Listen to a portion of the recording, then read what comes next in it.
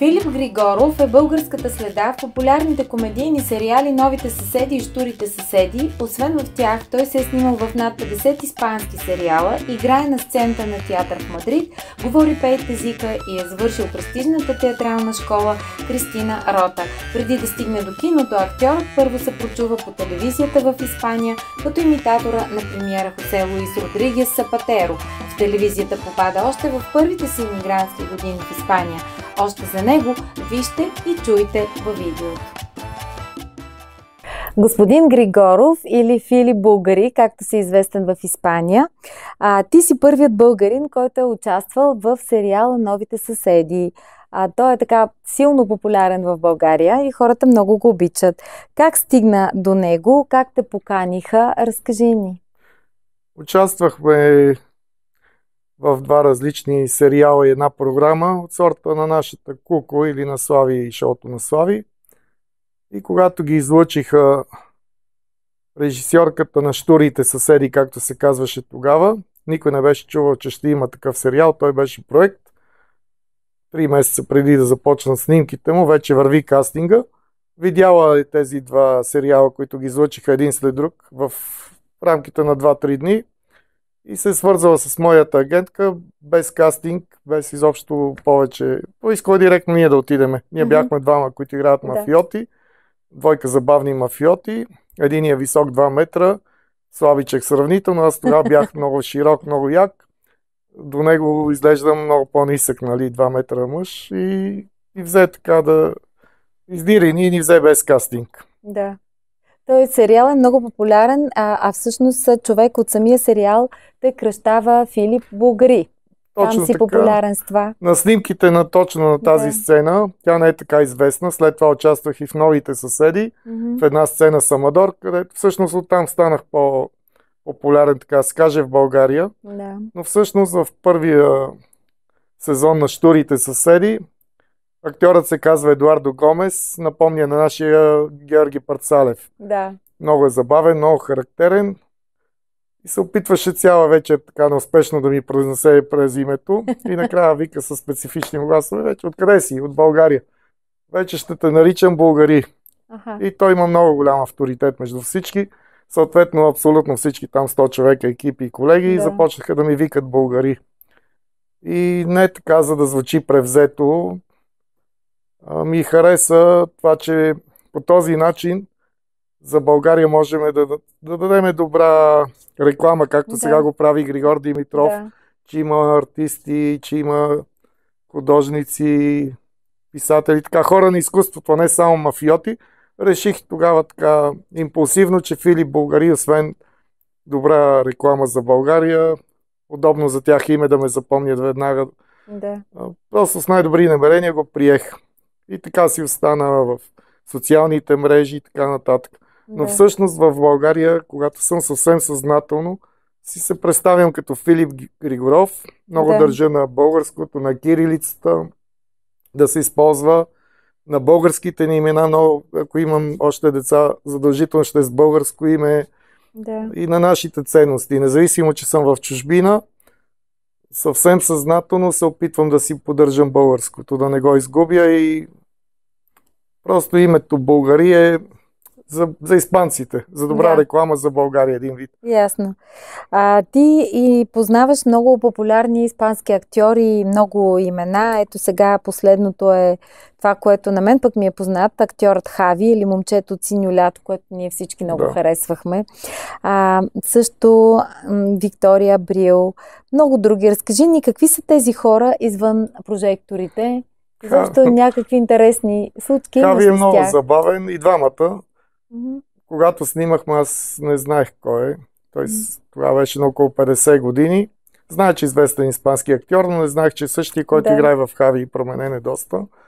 Снимахме и в една от почивките си приказвахме около 1 час. И се оказа, че той е от моята школа, Кристина Рота и така нататък. Сближихме, допаднахме си много по естествен начин.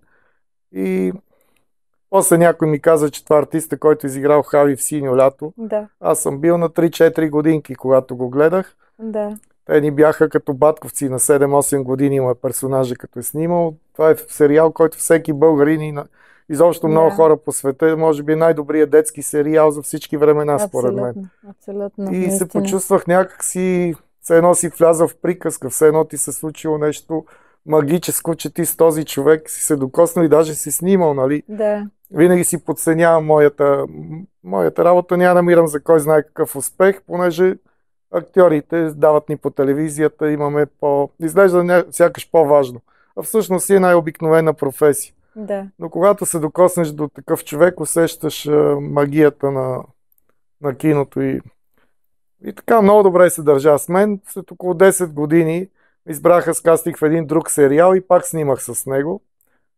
И вече стана някакси като рутинно, което е много особено чувство да се чувстваш един от тях. Виктория Брил, моята роля е съвсем мъничка. Това беше от първите роли. Учих в първи курс в школата и както във Витис може би става като си първи курс. Да. Приемахме абсолютно всичко, което ни се предложи, колкото и да е малка ролята, за да, както и в журналистиката, да се учиш като стажант едва ли не, но ни плащаха много, много добре. 4 цифрена сума за...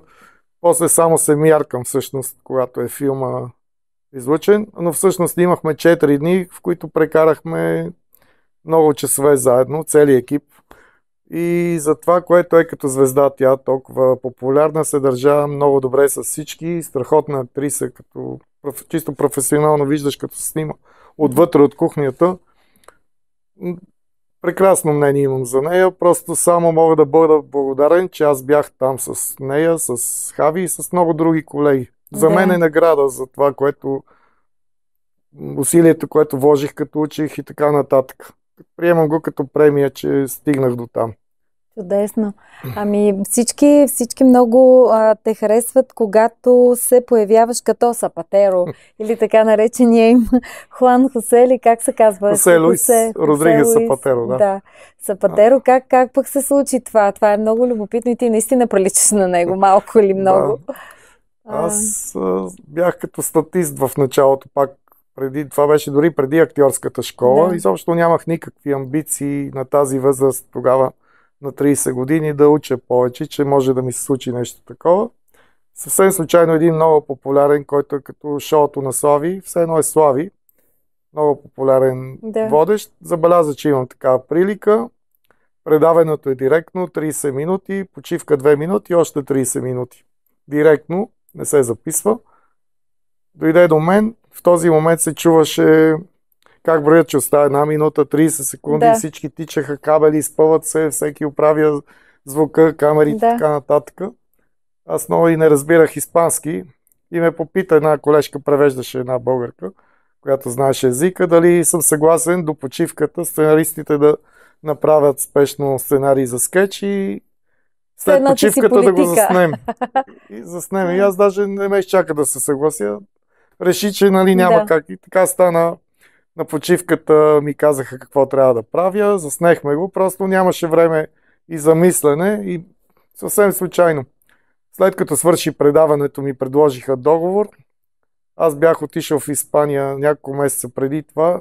Готов на каквато и да е работа. Бях работил включително и като хамалин, и като работих дълги години охрана в дискотека. Да. И за мен това беше някакъв хубав сън. Сключихме договор с тях, снимах няколко скетча, след това забелязаха ме и от други програми. Докато един ден се остригах 0 номер, имах един спор с тогашната ми приятелка, която използва фразата, че понеже тя беше винаги с мен. И вика, започнаха ти искат автографии и така нататък, благодарение на приликата с него. Много ти е лесно вече. Да. И в спора бях си ядосал и реших да се стрижа 0 номер същата вечер. Утре ще видиш, че ще изляза на улицата без да приличам на Сапатер и пак ще станат нещата. Да. Отидах да взема чека ми в една агенция. Тогава бях много як. С една шапка, лятото, очила, гола глава, което веднага бях съжалил на следващия ден за тази глупост. Влизам в агенцията и тази, която отговаря за актьорите, ме забеляза и ме извика, понеже имаше кастинг за това, което стана дума за филма с Хави. Аз така попаднах там, пак случайно. И вие сте за кастинга, нали? Викам, аз отивам там да си взема един чек. Не, тук има кастинг, със сигурност точно това са търсили. Ела и обясни ми как трябва да се справя. Аз накрая трябваха ми пари, беше много добро заплащането. Съгласих се само заради това всъщност, понеже съм много срамежлив до ден днешен и не мислех, че ще се справя, но ми трябваха парите, така от отчаяние, викам, нищо няма да загубя. Иначе пък съм смел. Отидах и те ме избраха, изправих се на кастинга, избраха ме и чак след това реших да уча, за да мога да случи се това, което разказах с съседите. Снимах 3-4 в много кратко време, за 2 месеца, само заради външния вид и това, което направих на кастингите, без да съм учил. Да. И там някъде осъзнах, че не съм подготвен, че трябва да уча. То все едно те хвърля директно в дълбокото, това, което се казва, за да се научиш да плуваш. И така се научих и аз. Записах се в тази школа. Съвсем случайно едно момиче, което там учиш, аз не бях чувал нищо за тази школа. Тя се оказа като Реал Мадрид и Барселона в футбола. Да. Това е най-добрата испаноязична школа в света с преподаване на испански език. Да. И се учиш от най-добрите. Не всеки от нас, учениците, става добър, но учителите всичките бяха най-доброто, което има в момента. По танци, по драматургия. Супер. И аз бях на 30 години, другите на 20, повечето испанци. Съответно на 30 години имаш проблеми в танците и тези физическите упражнения, но всичко друго осъзнаваш го много по-добре, искаш много по-жаден си за знания, да се научиш наистина. И каквото можах направих и мисля, че доста добре се развих. Чудесно. А този Сапатеро, политика, знае ли, че има такъв двойник в твое лице? Да, беше много забавно. Излъчиха един скетч с мен, където пак бях двойник негов и след представлението имаше една много симпатична възрастна жена, към 70 годишна или 80, която луда фенка на социалистите и на Сапатеро. Да. Чак си беше боядисала косата тъмно-червена, като тяхната на социалистите. И поискаха автограф с сина и снимаха се с мен, така сприятелихме се. След няколко дни се видяхме съвсем случайно, бяхме се обадили на по кафе уж. А те отиваха на среща в един социалистически клуб, където ще идва Сапатеров. Така. И като искаш ела с нас. Отидаха така от любопитство. Това се оказа нещо за правата на жените и цялата зала беше пълна с жени. И ти влизаш и те си само мислят, охраната и Сапатера отпред са мъже и аз бях на последния ред. Само аз, синът и отзад 5-6 оператори имаше, бяхме мъжете. Всичко друго около 5-600 жени. Това е централната зала, централния клуб на Социалистическата партия в Испания. И беше забавно, жалко. Той е заснето някъде, но едва ли се пази. През цялото време повечето глави бяха като на тенис матч. Гледат го нещо. И се чудят дали не е някакъв скетч. И след това, като го наобиколиха, той всъщност през телевизора изглежда някакси по-различно, но наживо забелязваше, че е харесван мъж. Като тръгна да излиза, охраната едва го отърва от всичките фенки там, дето му исках с них. И докато минаваше покрай мен, аз нямаше не му се обадих, но бабата, дето е до мен, се развика: виж, тук е твоя двойник, дето вчера се снима в този скетч в онзи. Аз вече бях популярен като персонаж. Както Ненчо Балабанов или Виктор Калев. Не ми знаеха името, не знаеха кой съм, че имитирам Сапатеро, президента. И той ме поздрави, даже ме покани, вика: ела там в двореца, където резиденцията на президенция. Обадиме се някои от следващите дни да говорим на спокойствие. Но понеже всеки вика: аз ако съм на твоето място, ще отида, ще му поискам нещо и така нататък. И в крайна сметка не му се обадих. Реших, че сега бих искал да го срещна вече, като не е президент. Можеш все пак в Испания, при всички положения. Снимал си се и в реклама с Гвардиола, с Фернандо Торес. Тези имена, Бандерас, да не забравим този велик Бандерас, който няколко пъти идва в България. Ти пазиш едни тайни такива неща, свързани с него, за книгата си, която в момента пишеш. Какво тогава можеш да открехнеш за него? Или да кажем за други? Аз не се видях лично с него. Имаше си кастинг, на който ми изпрати моята агентка. Знаех, че ако ме одобрят, ще играя. Сериалът се казва Пикасо. Снима се в Русия. Това е преди време. Смисъл, аз не съм против Русия и в такива политически истории не влизам, но сега, понеже едва ли не стана срамна дума, харесвам много и Русия. Харесвам и Украина, и украинците, и руснаците. И не харесвам политиците, които ни вкарват в раздор. Да. И нашите, и така нататък. Тогава се снимаше в Москва, което самото преживяване да отидеш в Москва като артист, не като турист, да снимаш там и така. Много и с Бандера. Много се изкушавах. Отидах на кастинга. Оказа се, че ме избраха. То беше на английски език. Да.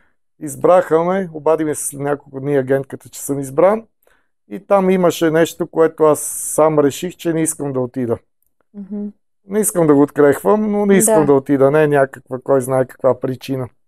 Агентката ми много си ядоса, понеже заплащането е 5 цифрено. Над 10 000 евро за няколко дни. И съответно те са на процент, на 20%, от което на нас ни плаща.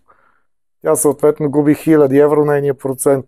Ако не съм аз, отива друг артист на друга агентка. На по-малко пари. И започнахме да спориме. От тогава, между другото, ми намали кастингите. Намери друг актьор, с който да работи, който няма чак такива. Аз не съм претенциозен, но имаше нещо. Прецених, че няма да се справя достатъчно добре с ролята. Да. След като няма, в книгата ще опиша и защо. Да, ясно, разбирам. Ако няма да направя нещо добре, аз предпочитам да изобщо да не го правя и някой, който е по-добър, да отиде и да го направи като хората. За каквото и да стане дума. След много дълъг спор и няколко обаждане, бях непреклонен и така, развалихме си с нея тогава отношенията. Но след това рано или късно има пак интерес към мен, тя пак ми се обади и така. И продължи да снимам. Да. Влади Въргала, знам, че си се снимала с него в неговия филм, нали? В Шмент и капели. Да, но не се снимахме, беше много лош късмет. Избраме за страхотна роля, която зная, че мога да покажа много добре какво мога. Това щеше да ми е първото участие в България. Всъщност аз, ако мога да избирам, предпочитам да снимам тук. Харесаме на кастинга, одобри ме, разбрахме се и дойдох в България, когато ми каза. Те вече снимаха първи сезон на сериала Шмент и капели. И точно в този момент на него му одобриха финансиране за втори сезон. Съответно той реши да промени целия сценарий, понеже първи сезон на Шмент и капели се случват нещата до 9 септември 1944 година, а моят персонажът се появява 89-та, когато се появяват мутрите. От сорта на Иво Андонов в Под прикритие. Това щеше да е моята роля. Ясно. И точно тогава фалира КТБ. КТБ беше спонсор на TV7, където се излъчва и втори сериал изобщо не се снима. Извадих много лош късмет. Да. Веднъж и ти да имаш лош късмет. Да. А с другия Влади Априлов, знам, че сега продължавате. Влади Априлов е страхотна новина за мен. Първо, той много ми харесва като човек. Да. Като артист идваха да играят с Зуйка в Испания, след това с Любо Нейков. И след като аз ще съм третия, който ще му партнира, за мен това е повод за гордост само. Има един проект негов, който той ще прави стендъп комеди, каза се Побъркан свят и ме покани като гост актьор за Испания. Това ще бъде кога? Скоро? В Испания и премиерата ни е на 15 ноември в Мадрид. Има време, да. На 16 ноември на следващия ден в едно близко градче на 100 километра. И за мен е страхотна радост и възможност с такъв колега български да мога да споделя една сцена и с удоволствие. Веднага приех, не съм се колебал изобщо. Ами, сега искам да те питам нещо много лично. Дълъг ли е пътя от дома за сираци, в който си пребивавал, до школата на Кристина Рота? Това е една от най-големите школи, по принцип, за актьорско майсторство, която си завършил и то с много добър успех. Ами, дома за сираци, повечето оттам ги виждах преди няколко години в интервюта на Карбовски. Видях това, което бих могъл да бъда аз. Ако большинството са тръгнали надолу след това тези деца. Там дойде един треньор по борба с някаква социална дейност и програма, която искаха да избра 10 на деца, които да тренират борба. Аз бях един от тях, от които избра и това ми промени живота, понеже след 2 години се оказа, че съм много добър. През цялото време тренирах много и след 2 години, когато откриха спортното училище на Локомотив София, това ми помогна да, както треньора се изрази преди това, който издържи изпите за спортното, се отърва от пансиона. Да. Аз ги издържах, това ми промени живота, че вече можех цял ден да съм в спортното училище, да уча и да тренирам, но вечер вече си спях в къщи. Той е за дом с деца, които са сираци с един родител, да кажем, не е кръгли сираци. Тоест баща ти е било... Майка ми беше тук, но не можеше да се грижи, работеше, имаше и нощни смени. Преди да ми даде, имаше една случка, където бях оставен сам вкъщи, щях да се запаля с печката, да ме открият. В смисъл, къщата щеше изгори и да ме... Съвсем случайно ме откриха едни хора и спасиха и се разминаха нещата. И тогава тя реши да ме даде в дома за сираци, за да не стане нещо по-лошо, но се грижеше за мен. Да, ясно. Баща ми ни беше изоставил и... Ясно, да. И така попаднах там и трябваше да се справям всъщност сам от 11 годишен. И някъде там, между тези години с борбата в пансиона и джудото в спортното училище, се научих да стана самостоятелен и се принудих. Аз съм чел още 6-7 годишен за Гаврош и тези истории, всичките тези книги. И се чувствах точно, спомням си, даже тогава си го мислех, че съм като Гаврошчетата. Да. И ми харесваше, научих се сам да се справям като тях с всичко. Станах много по-рано, пораснах и всъщност това в живота сега ми помага много винаги. Винаги ми е помагало, понеже се научих да не чакам някой друг да свърши нещо за мен, аз самия някакси инстинктивно да открия пътя. И това ми е помогнало да стигна и до Кристина Рото, просто той като един лабиринт, или аз някой път казвам като метафора, живота, примерно една бурна река, където аз попаднах, моят поне. Ти нямаш време да мислиш какво е най-добре за теб и така нататък, понеже ще се удавиш. Просто виждаш един клон и се хващаш. Да. Обаче реката приижда и трябва да се пуснеш, понеже този клон не е спасителен. Виждаш другия, който може да е по-надолу и там трябва да се хванеш и да се измъкнеш. Да. И някакси така, спасявайки се, оцелявайки, попаднах в школата на Кристина Рот. Емиграцията е част от това. Ясно. Бих казал, че също емиграцията е грешка, ако някой, който сега смята да емигрира млад човек, не го съветвам, понеже преди това, като сме млади, виждаме само блясъка и какво ще получиме, а пък после, когато се осъзнаеш и вече късно да върнеш времето назад, виждаш нещата, които си изгуби от тук.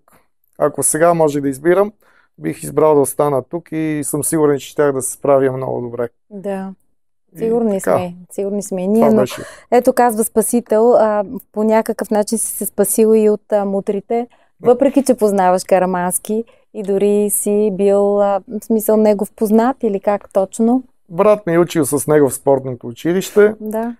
Аз тогава бях треньор на стадион Васил Левски.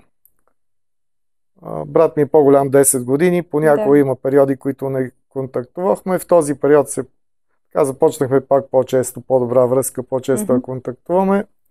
Бяха мутренските години. И аз работех като бодигард на някой охрана. Съответно, брат ми се беше видял случайно с Карамански. Трябваха им още хора, го бяха помолили да намери още 2 или 3 доверени хора. Проверяваха все пак, спортисти. Силни, да. Аз отидах, само аз имах кола тогава доста хубава. Отидах с моята кола, возех другите момчета, които са бодигардове. Карамански си имаше 3 бодигарда в неговата кола и шофьор. И аз карах другата, която е пилотна. И така импровизирано беше всичко. Другия шофьор беше, който командваше. Барета бивша. Тогава действаща барета тогава беше. Той ми обясни как трябва да караме. И след като на Карамански се оказа, че много му е харесал как се справих. То беше около 1 час, когато бяхме заедно. И ни наеха за постоянно. Да. Работих около 2 месеца като шофьор и бодигард, нищо незаконно. Но обаче видях някои неща с очите си, с Татарчев и така на тогавашните. Сега е абсолютно същото. Просто се сменят името на главния прокурор и на действащите лица на политиците и на мафиотите. Видях някои неща, които не ти харесват. Аз, ако бях останал, рано или късно щях да попадна в тях и са незаконни и ме отвращават. И по Говори се лошо за Карамански от най-бързи. някои хора, но Да. към мене човека беше точен. По най-мъжкарския начин отидах, говорих с него, понеже тогава не можеше лесно да се махнеш. Да. Брат ми помогна за това и човека ми позволи да напусна. Да. Бившата ми жена по това време, тогава се запознахме, бяхме заедно около 3 години с нея и половина и по това време забременя. И може би заради това те е Аз пуснал. реших, че не искам синът ми, когато се роди, да баща му да бъде потенциален престъпник. Бях започнал да се осъзнавам вече и намерих сили, с което се гордея да се махна. Понеже финансово бяхме много добре, тогава беше престижно. Да. Оттам нататък заживях не престижно, но честно. И съм горд, че намерих сили. Ами този соц всички много го коментират. Ти си играл в филм за Валентина Терешкова. Така, издутите, надутите неща, колко е прекрасен соца. Какво би казал ти за този строй? И като цяло гласуваш ли на избори? Политиката вълнува ли те? Има много неща, които бяха много добри в комунизма и ако знаехме какво идва, развалиха ги тези хубавите неща. Разрушиха ги всички добри неща, а от Запада взехме предимно с хубавото. Има много хубави неща, но взехме и лошото. И някъде в бъдещето, според мен, ще дойде някакъв нов строй, нито комунизъм, нито капитализъм, който би бил много по-добър, нещо комплексно. При комунизма имаше много добра ценностна система, образованието, учиха ни да уважаваме възрастните хора и останали, изобщо всички да уважаваме. Сега хората растат егоисти, няма никаква, дори умишлена система да възпитава децата в добра ценностна система. От друга страна, сега като си идвам след 2 години, съм бил в България, се разхождам по улиците, забелязвам поне в София промяна към много добро. Хората са много добре облечени, спретнато, чисто. Улици имаме чисти. Горе-долу сравнявам с Испания, но по-добре от преди. Хареса ми промяната. А за гласуване от всички, които са, това е много труден въпрос. От всички, които ги има в момента, няма за кой да се гласува. Това е моето мнение. Обаче, ако не гласуваме, става още по-лошо, понеже ще дойдат мошеници. И може би е добре да се гласувам по моята логика. Аз гласувам за нова партия, която до сега не ни е лъгала. Зная, че най-вероятно има риск да са демагози. Понеже ти обещава, което искаш да чуеш. Винаги се появяват нови партии. Но със сигурност никога не гласувам за човек, който вече е излъгал. Лъгал съм при демокрацията 89-та година с демократите. Лъгах се веднъж в Царя. Да, като повечето хора. В този най-последния дето 20 години на власт не съм се лъгал. Усетих, слава Богу, че въпреки, че направи добри неща, че той е крадец. И сега бих гласувал за някоя нова по-малка партия. Веднъж ще гласувам. Ако и те лъжат, ще гласувам за новите, докато не се появи някой, който не лъжи и си държи на думата. Ясно. А ти би ли влязъл в политиката? Ами ние преди 10 години създадахме партия на емигрантите. Аз, в смисъл, не съм влизал, създадахме я, не успяхме да влезем в парламент. Аз влязах в тази партия, всъщност я създадахме съвсем безкорисно. И ние бяхме ентусиасти, не политици, които успяха юридически с адвокати, събрахме пари и създадахме тази партия. Имаше всякакъв вид хора, като ти се опитваш да прецениш, но в началото, като не се познават всички, винаги може да влезе някой, който да ни подведе. И на едни протести срещу ЕРП-тата тук бяха в България. Аз организирах подкрепа на протестите тук. Протест в Мадрид пред посолството. Излязаха много хора, които ме обидиха така, че сигурно съм там, че сигурно това го правя за пари, с някаква корист. Аз го правих за майка ми, която е в България, за сина ми, който расте в България и за мен самия, който иска да се върне в България. Обаче, като бяха тези обиди незаслужени, ти се бори за тях, опитваш се, бях им лидер на тези, които дойдоха. Единия ме обижда, другите, които би трябвало да ме подкрепят, си мълчат страхливо, не знаят. Те са лъгани от много хора и не знаят какъв си. И реших, че не е за мен. Почувствах се омърсен, отвратих се. Поне си пробвал. Пробвах и бих подкрепил. някой, който има повече харизма, по-добре умее да докаже, че е честен и би трябвало достатъчно добър оратор, който аз не съм, да повлече голяма маса хора да гласуват за него. Но това е много трудно съчетание. Най-вече да е и честен, ако има тези качества. И това е мой опит с политиката. Ами ти вече си състоятелен актьор. В последният ни разговор беше казал, че си мечтае за къща на Майорка, в Майорка. Да. Докъде стигна тази мечта и сега за същото ли си мечтаеш? Аз всъщност сега ще започна отзад напред, понеже не мога да стигна до най-важното. След Майорка, това е последната крачка преди аз да се върна окончателно в България. На мен Майорка ще ми бъде като убежище, когато вече се върна тук и живея постоянно в България, да имам къде да отида от време на време, лятото на почивка, някой ден, когато дойдат старините, ако тук в България провалят толкова много държавата и преценя, че ще живеят така унизително, както съм виждал да живее поколението на нашите родители, все пак да имам някакво убежище, да отида. Там зимата е топло, има добро здравеопазване и така нататък. И всъщност в момента, в който си купя жилището на Майорка, автоматично започвам да работя възможно най-бързо да си дойда в България. Там ще го дам под наем просто, дългосрочно. Така да си го имам като застраховка. И остава ми много малко да го постигна. Вече не ми е първостепенно. Ако имам ангажименти в България като актьор, вече съм готов да си дойда тук и в Майорка нямам избяга. Малко готов съм всъщност, ако искам още днес мога да си го купя, просто изчаквам момента. Но съм много близо до това. Чудесно, много ти благодаря, дано ти се случи. Беше за мен голямо удоволствие нашия разговор. Мерси. И аз благодаря.